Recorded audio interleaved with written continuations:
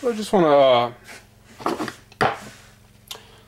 I didn't in the Ford Focus. I don't think I've ever really showed how to remove a crank seal. Crank seals tend to be like harder than like camshaft seals. Why? I don't know why, but it just seems to be that way. I'll just show you like what I used, and you got the special tool to remove the I don't have it here. Oh, here it is. Like this thing right here. And if you notice this thing I have stuck to it, all it is the extra one that comes with it. I just put it there because if I don't put it there, I'll lose it. So it's just there. But this is supposed to remove seals, and it's always worked perfect for most seals I've had to deal with. Obviously, there's some seals out there that are going to be way too big for this type of seal. Honestly, I just pretty much just use it for cam seals. And a tool like this isn't even all that necessary. This is something I've used in the past, you know, and I have used it. And you could get it in the center and just pry it out. You put a little bend in it. Something you could use. You know, I like to use correct tools because it lessens the chance of damage, and it also makes your job easier when it comes to certain things. And sometimes special tools is just they're absolutely necessary.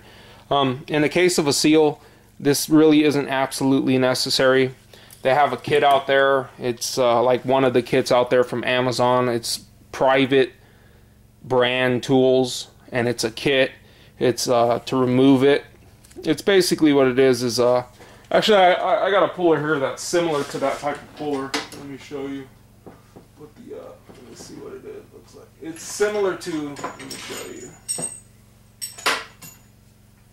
This is not it, but it's like a same like type of design as this thing, where it has it basically has grips that go in like this, and it grips the seal.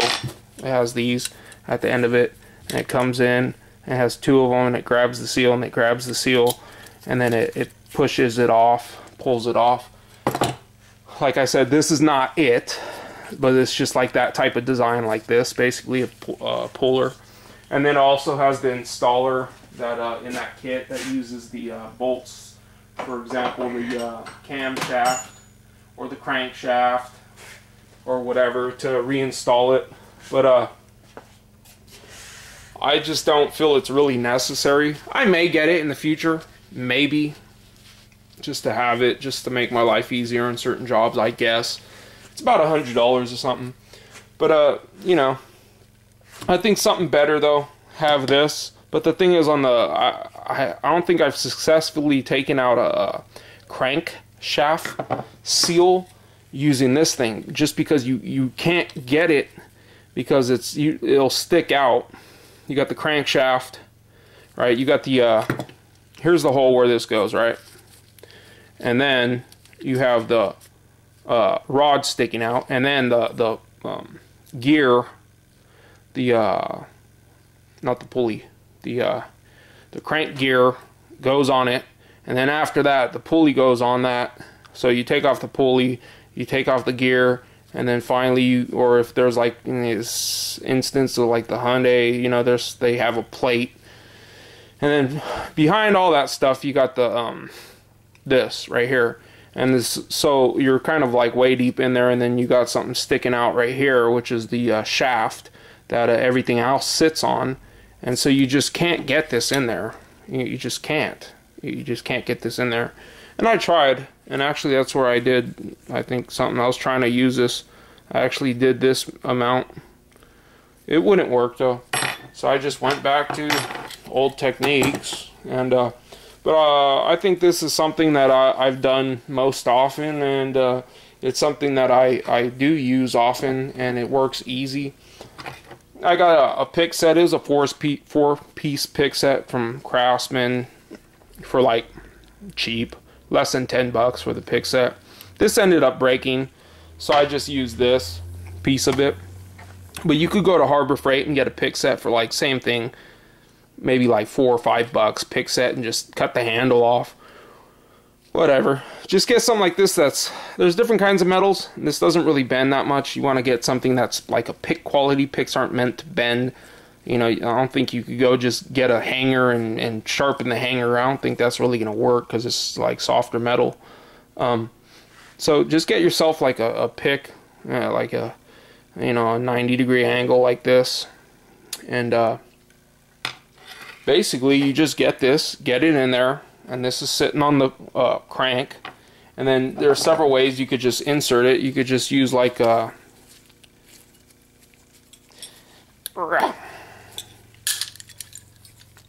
you could use something like this.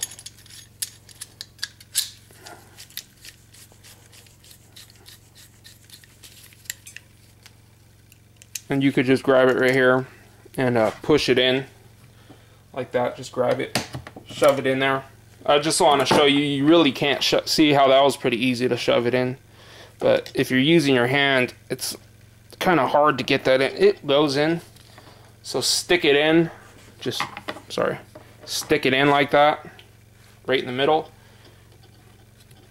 Grab it in like that, and then just get like some pliers and just grab it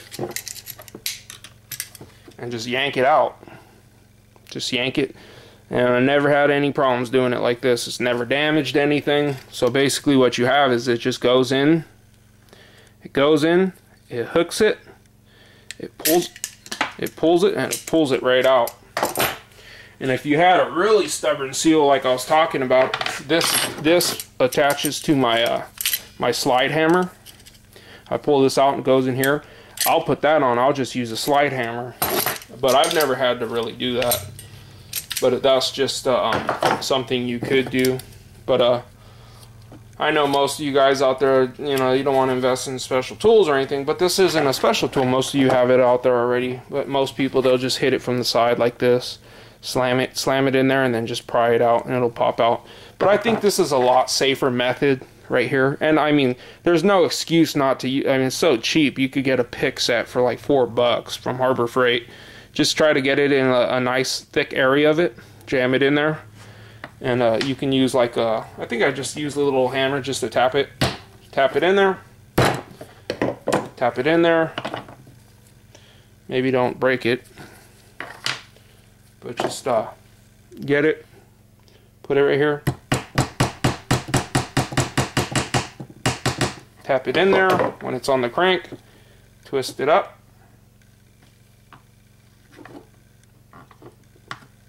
like that, and then just grab your pliers. Grab it from whatever angle you could get, and yank it out. And that's just the easiest for the crank seal. That's the easiest I've noticed to do a crank seal like that. This hasn't worked out. It's worked maybe once for me for a crank seal. Camshaft seals, it works no problem. But when it comes to like crankshaft seals, some of them are like really hard and have like some metal in them, and they're hard, so you got to use something sharp like this to penetrate that. And other people, they'll put like screws in here. Like you could get like for example something like this, maybe get a screw or whatever and put a screw in there, screw them in two sides, and then pry off on them using a screwdriver. But a lot of times that doesn't work either because the threads just come out. You just get better grip on this because it just goes in and it hooks, and it's quicker. You don't have to screw it in there, and just pull it right out. Several different methods, and I would suggest changing your seal because anytime you're going to do your timing belt, just do it. I mean, you only got to do your timing belt every 60, 90, 100,000 miles, and some people go way beyond that. So anytime you're doing a camshaft seal for your own vehicle, your personal vehicle, definitely do that. If not, notify the customer that they should do it. You know, the seal's only $3 or $4 or whatever. So that's something that you should definitely do when you're changing the timing belt. And just get yourself a pick, get yourself some pliers, jam it in there, turn it, and we yank it out. And most of the time you don't even need this. You could leave the handle on the pick, but this makes it a little bit better because you get a better grip. You could put 2 hands on it. So it's as easy as that, really. So that's just the method I use to remove most like seals that are most difficult to remove. Sometimes you'll cock it at one end, pull it, it'll pull sideways. You could get in here again and pull it. But most time once you get it halfway out, you know, you could just use something to get in there, pry it out with the rest of the screwdriver. But that's a good way to do it. I don't suggest using this and hitting the side of the seal, just because, you know, you can crack something or scratch something and cause a leak if you go too deep on the side right here, you know. Scratch the metal and start to leak or something. So that's a good idea to do. Thanks for watching, guys. Comment, rate, subscribe.